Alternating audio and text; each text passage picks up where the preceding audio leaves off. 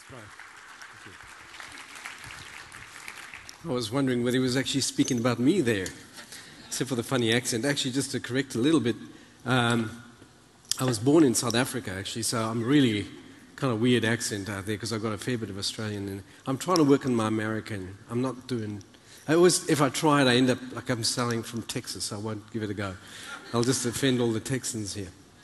That's a great introduction, Brian. I thank you for that. I have very zany memories of my first meeting of Brian. Actually, I do quote him everywhere, but the story will take a bit to set up.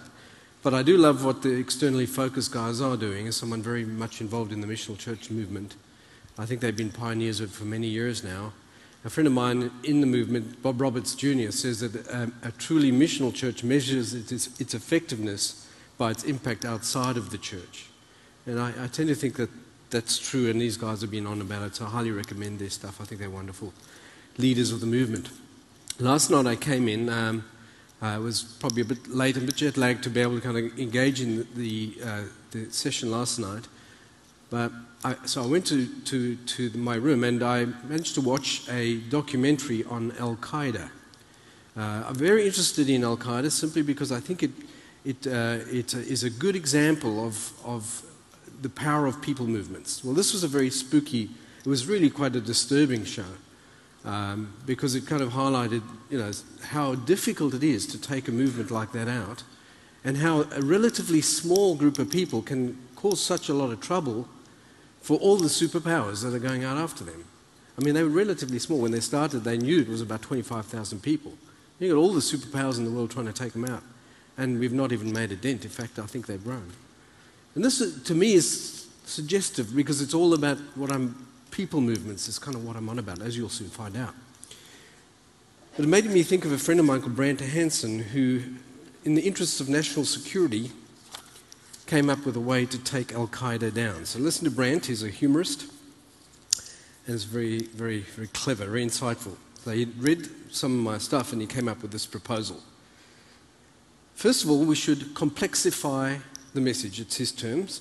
Right now, it's so simple that it can pass from one to the next and easily be grasped by the uneducated, young, everyone. This is dangerous, he suggests, because it's highly contagious. And people in the street feel capable of enlisting others in the cause. Stop it. Complexify the message. 2, construct a less flat and more hierarchical structure. Currently, small underground groups can move nimbly and autonomously, complicating efforts to thwart them. A more regimented, stratified approach, where some members are left thinking, I don't know enough to do anything, would bring the movement to a halt. Number 3, foster expert culture. And I think he means professionalism, and barriers of entry to the expert class.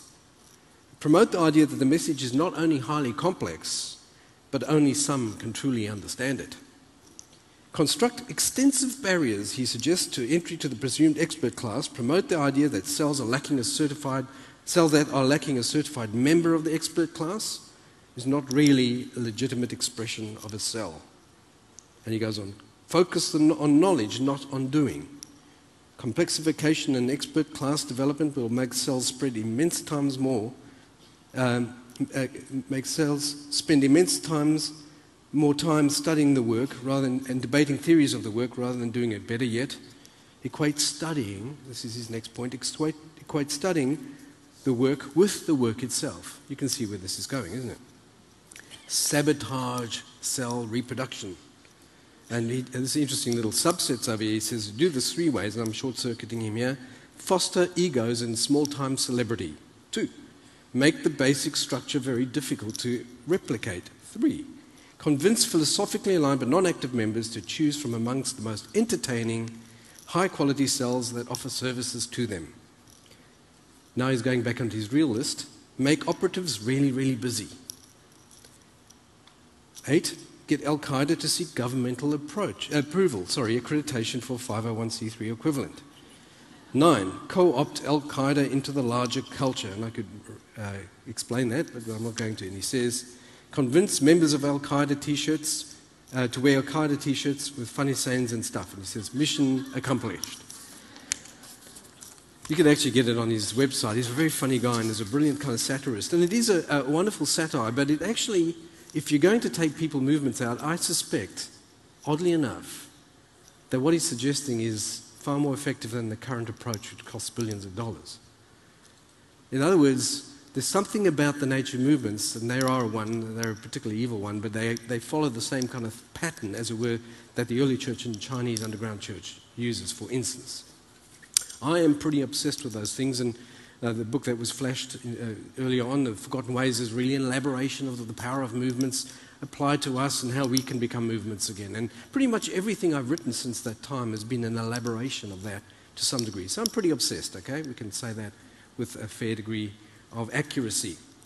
But so I want to try and summarize maybe a shorthand way for us to look at it, just to affirm something, and I think you guys are on about over here, and I'm going to do that, I'm going to go and use the whiteboard. I guess you can see this, I suspect. I don't know where that thing's working, but I'm going to suggest that apostolic movements, I won't worry about describing it, I call it APMO, takes place when you have multiplication church planting plus the mission of everyone everywhere, right?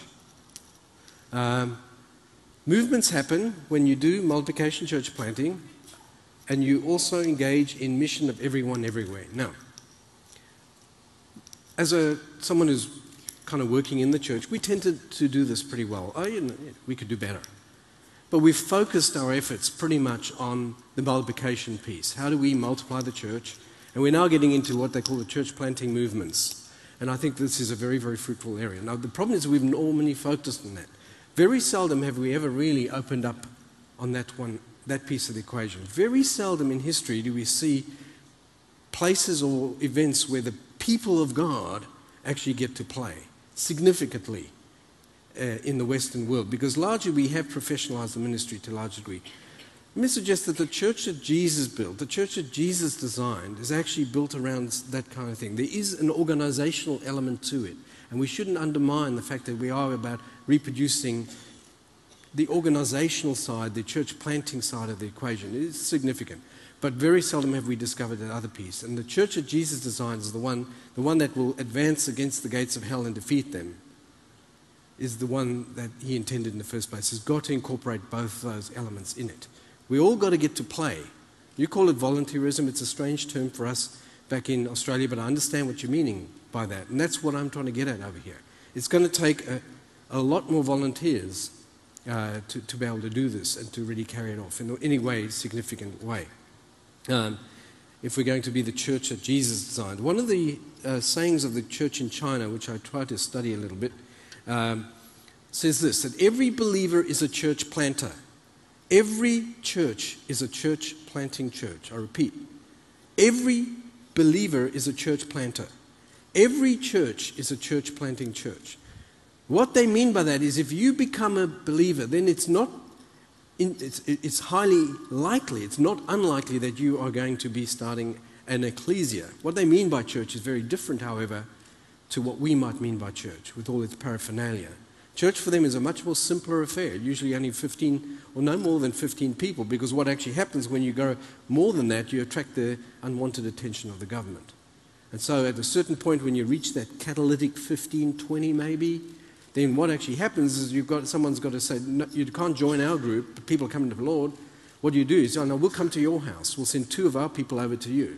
And then they start growing, and then this one is like a rabbit at this point, because at this point it's going to get pregnant again. It's going to only need 2 more new members, and it's back to the same situation. And then they have to follow that same cycle. So you begin to see the explosion of the people movement beginning to take place. But the interesting thing is, they assume that if you are a believer, you are an agent of the king. You get to play, and they expect it. And this is exactly how the movements that go in those, and the early church is a good example of this, where ordinary people get to play. I mean, if you think of the church that Jesus designed, I mean, they had hookers in it, terrorists, very shady businessmen, all the kind of weird and wonderful people, not exactly a professional, slick, moral kind of majority kind of class. They were pretty shady, actually, and not the A-team, so to speak. And so we need to kind of see it that way, because that's the church that was the original church, the one that kind of God kind of kicked off in the first place. Now, if you think of it this way, and I think I think it's very important to be able to look at movements like that and to ask ourselves the question, what do these movements teach us about ourselves? I don't think it's as weird as you think. I do believe that in every believer carries within themselves the potential for world transformation. Every believer has the potential for the movement in them. Like your DNA is the same. Every little cell has got the whole coding in it. It might not use much of the genetic referencing or material, but it's all there in the one cell. And so it is that in the seed is a potential for a tree, is it not? And in a tree is a potential for a forest. But it's all contained in potential, at least in the tree, and in the seed, sorry. In the apple is an orchard, if you use that kind of imagery. If you think of it as a spark is a potential for a flame, is it not? In a flame is a potential for a forest fire. But it's all contained in potential in the spark. In other words, the smallest unit in the system carries the potential for the whole. And so it is with God's people. And unless we realize that, we're never going to be the kind of people movement that can seriously change and be highly transformative and change a culture. If we could only see, if a group of leaders here begin to see the people that we lead, the way that Jesus sees them, the way that we're meant to be in the first place, that every person in the kingdom is an agent of the King and ought to be released as such. We Protestants believe in the priesthood of all believers, but let me tell you folks, it's very seldom that we've ever activated it. It is a revolutionary piece of doctrine that lies pretty much dormant and unused to the large degree. Most revivals have some sort of rediscovery of them, but they're largely kind of undiscovered piece of kind of ecclesiology, we say. In the church of Jesus built, like I said, everyone is an agent of the King. Paul says similarly that we are God's workmanship, aren't we? We're made by God for good works. There's something that we've got to do. Every one of us is not talking about the leaders or the clergy class or whatever it is, which was one of those demonic inventions, to make a distinction between the people of God and the called ones of God. Are we not all called? Are we not all the people? So here's my suggestion. You are either clergy, or we're all clergy, and I ordain you all tonight. In fact, you're already ordained in Jesus. Or you're all the people of God, take your pick. But don't make a distinction, because it's a false one in the church of Jesus design. That does not exist. It's a false category. Where we practiced in our local church, we used to ordain everyone at baptism. So I'll say your conversion is your commission, or your baptism is your ordination, take your pick.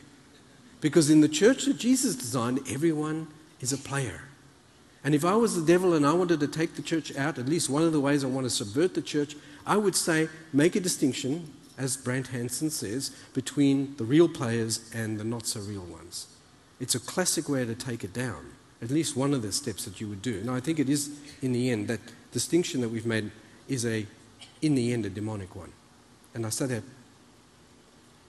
understanding the full meaning of that term, because I think it has done irreparable damage to our capacity to deliver our message.